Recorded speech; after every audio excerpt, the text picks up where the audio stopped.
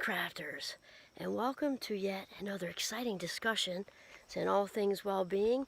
I am Dr. Kimberly Quinn, and my role here is to help people become the boss of their brain by controlling the thinking. Definitely, because thoughts come first and feelings come second. Therefore, our thoughts literally dictate our lives. We change our thinking, we change our lives. It's that easy. I'm also going to say, this is a very humid day. It's beautiful. No complaints. I have humidity here. We're going to do the best we can. Because I got a little asthma thing going on. Sometimes I breathe a little weird when it's humid. Not to panic. It's all fine. It's a little hot and sticky. But it's beautiful. Right behind me. Oh, you can't see it because I'm vertically challenged. Never mind. Okay, well, behind those tall bushes, or whatever, weeds, there's a cool beaver pond. And yesterday they were smacking their tails when Giovanni went in the other ones. Is very cool. Okay, so today we're going to talk about shifting into a positive stress back up. We're going to shift into a positive sex mindset. That just got way more exciting. And let me tell you, there is nobody better, in my opinion, to have this talk than midlife women, because we're all about it. That's for sure. And so I think right away, when I think about this, the positive sex mindset thing, especially at a fabulous 56, it takes me right back to Mr. Thompson's 6th grade class. And he wasn't actually, maybe he was, I don't remember, it's been a long time. He was a social studies guy, but he must have drawn the short straw to teach sex ed. I don't remember if he was also a health guy or what, but I think he got the short straw. And I liked him. He taught us all things cool about, Neanderthal person and all that stuff. And then all of a sudden, 6th grades are like 12-ish, I guess. He puts on the overhead projector, so that's what they used way back when ferns covered the earth, much like that, okay? And, raptors were circling, picking up people, glacier shifting, that sort of thing.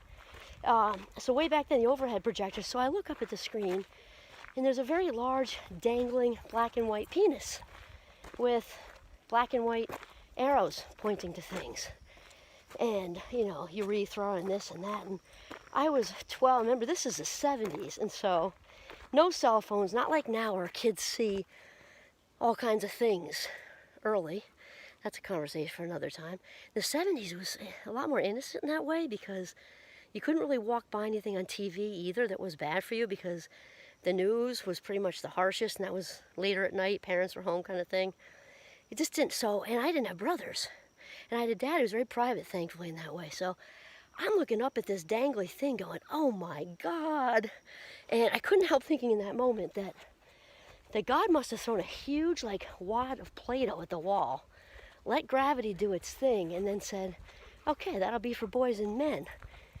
Ick, that's what I was thinking, ick. So then I'm about ready to crack down the middle, because the boys were there too, and they're all giggling, and my girl people were giggling. And then, if that wasn't agonizing enough, they went to the lady parts with way more arrows, right? Because we're more complicated, internally and everything else. So if I didn't want to crack down the middle and die with the dangly thing up there, now they had us up there, and I had no idea all this was inside. I'm only 12, in the 70s. And I'm going, oh my God, and the boys are here, and I felt like I was in a fishbowl, or I don't even know, but it felt so yucky. And then, if that wasn't enough, Mr. Thompson got to the act itself of, now we'd say heterosexual intercourse. Back then, they didn't, you know how that goes, they didn't differentiate, they didn't get into everything that would have been beneficial to get into. It was just straight up heterosex, and talked about the whole thing. I'm saying, okay, now I want to die times 3. I want to die times 3. Okay, and this was even before they started doing the condom and the banana thing. I think that was a little too progressive for the 70s. But I know now that awkward thing is what kids think of. And I know that even recently with my Minecrafters, that's these healthy sex comes up. We talk about it, and I asked them, what? Actually, we're actually talking about stress in that context, to be truthful. But they said, that's it. It's a condom and the banana thing. They don't talk about relationships. It's just what not to touch. If you do touch it, then things can fall off and you can get pregnant. And it's just very negative. And there's some exceptions to this, because actually our kids at North Country High School in Vermont actually did have a discussion on relationships, so yay. However, most of the time, the answer is still no. In 2021, that's so crazy. Instead of talking about, all the advantages to sex, it's just don't touch. And here, even when by the time my students come to me, I have mostly first years, as I mentioned, and it happened this summer too. It's so funny.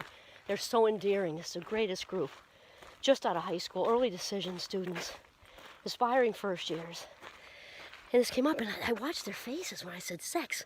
They were like, and I said, here's a great thing about college. You can talk about that now, and you can really touch all you want. And the thing is, you're still teenagers. Teenagers touch each other. Young adults touch each other, and it's all okay.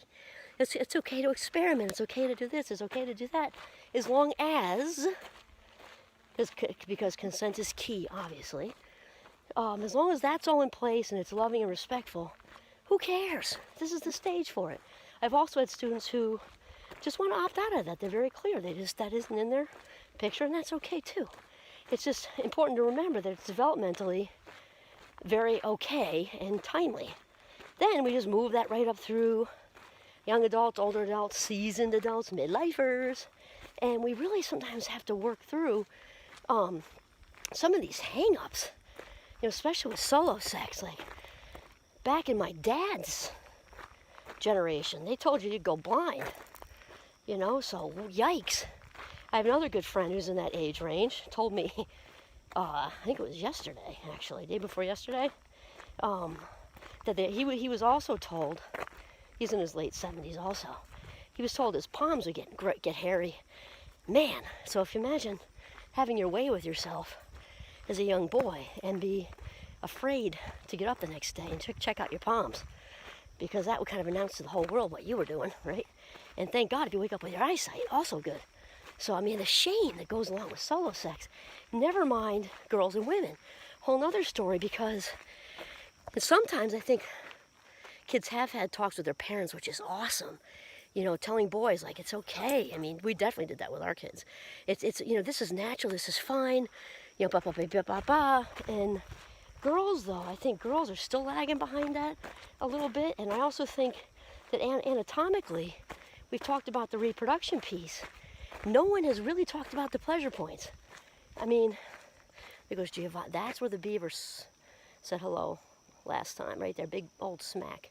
It'd be kind of cool if they did it again, just for, some like live graphics. It would be great. There goes Giovanni. Okay, so very little has been talked about as far as the clitoris goes.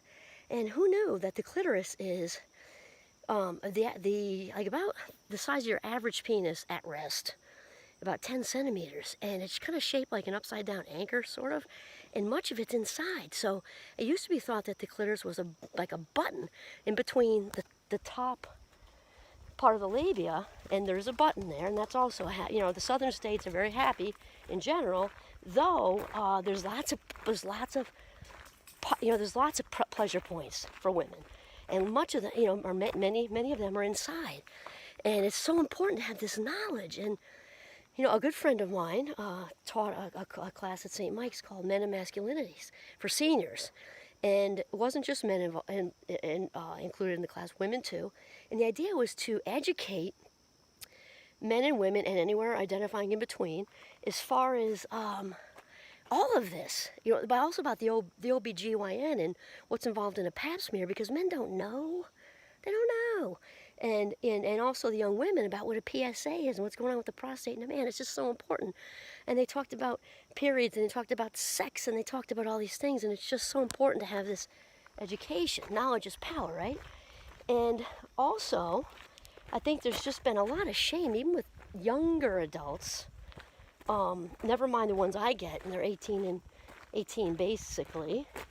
If they're just coming out of high school and being at home with their parents, many of them are exploring in general, also, sexuality issues, and it's just so important to just validate it all. It's, again, the consent thing, the healthy thing, the respect thing, it's all okay. In experimenting with the same gender, same sex, sorry, whatever, anybody, okay, is to experiment is okay.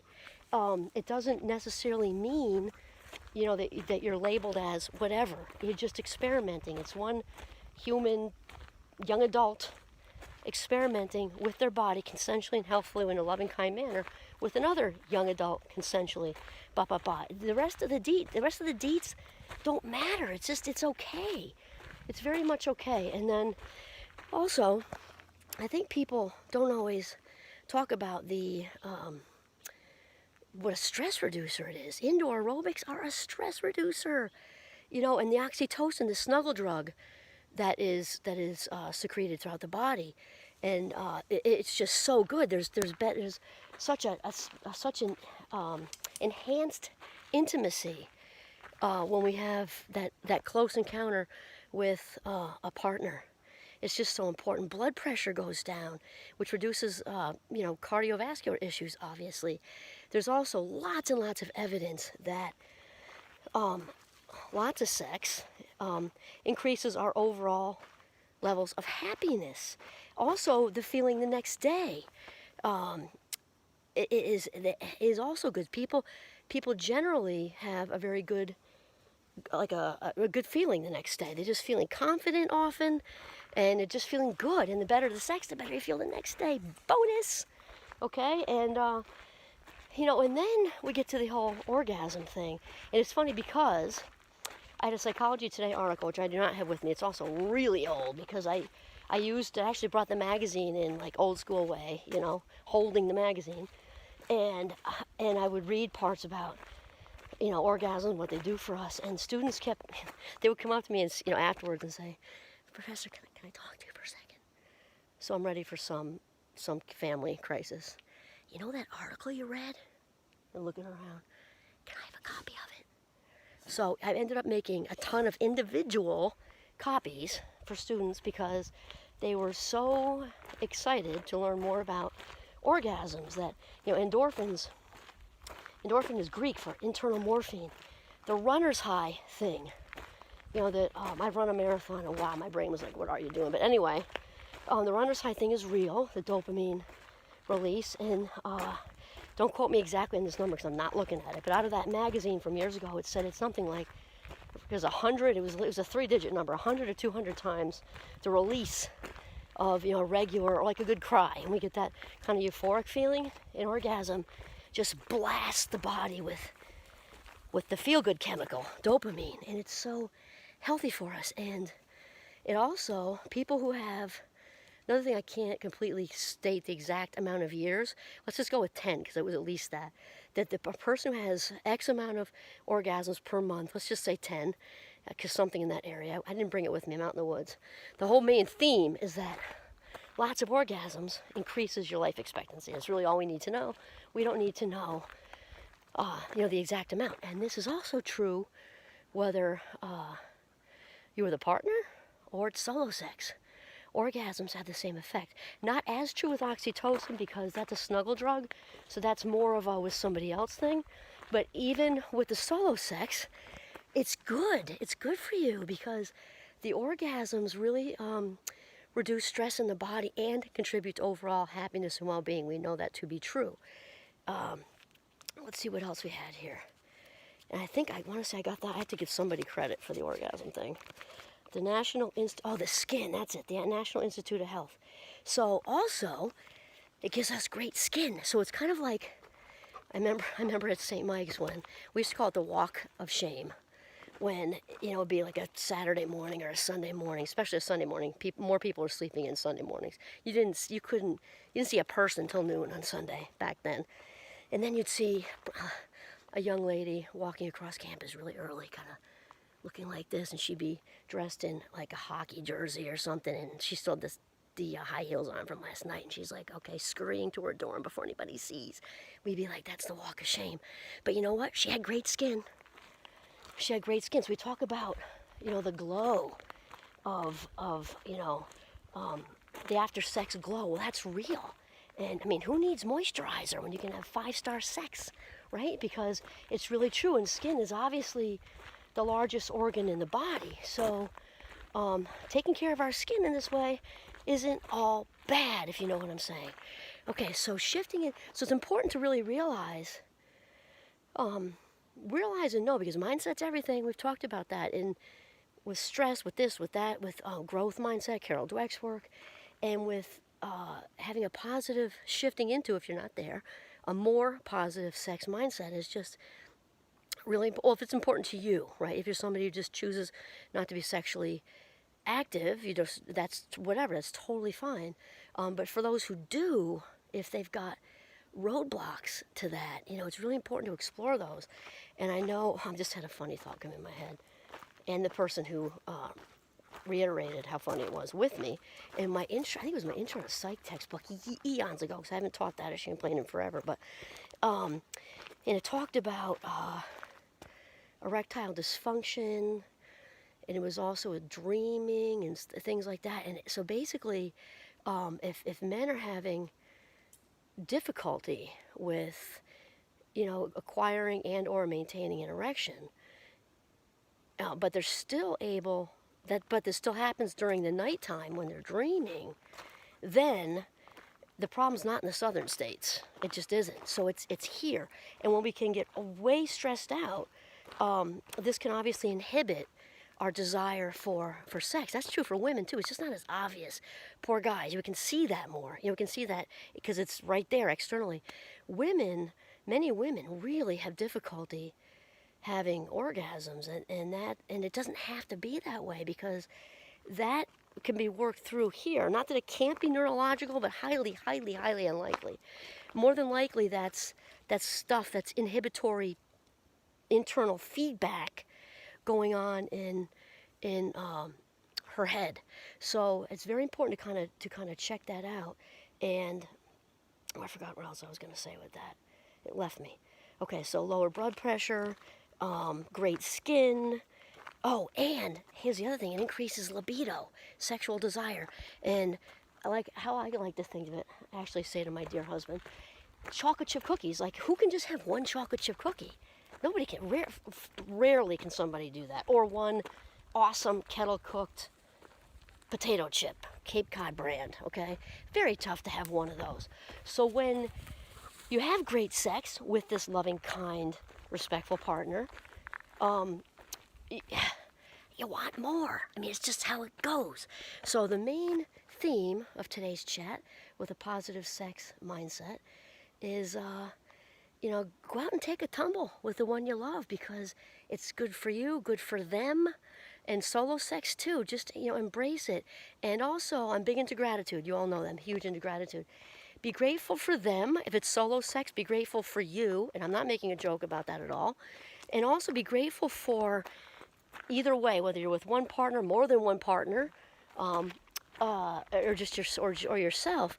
It's so good to be grateful after whatever experience, and in general, to appreciate the pleasure our bodies bring to us, because I don't think we always appreciate the mind-body connection. And this becomes really, we have a hyper awareness of this following the big O, because it brings that mind, the mind and the body are ultra connected when the big O goes rippling through our bodies. It's an amazing, amazing feeling. So be appreciative, of course, of the pleasure our bodies bring us, not just in that way, but in every way, because it's so important to be grateful. Hey, Mindcrafters, I'm back. You can see Hamlet in the background. So I didn't want to leave so abruptly. Everything's fine. Giovanni just encountered, I think, what might have been a beaver in the weeds, and he's totally fine, 100%, but it was quite a shriek, and I didn't want to traumatize, my audience. He's 100% fine. I can't even show him to you. Giovanni, come here. Now he's inside getting a treat. So anyway, as far as the positive sex thing goes, be free, be yourself, take a tumble in the yard, life is short. Endorphin release, have fun. This is Kimberly Quinn, signing off from Northern Vermont. Have a mindful day.